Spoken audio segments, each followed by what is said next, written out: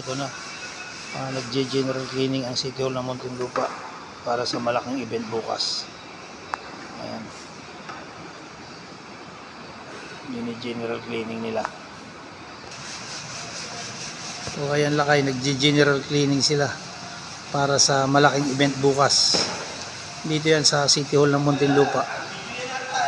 General cleaning. So ayan, dito yan sa main lobby. Nag-general cleaning sila. May malaking event bukas kasi. Tapos yan yung stage, ginagawa na rin mamaya, stage sa harap ng City Hall.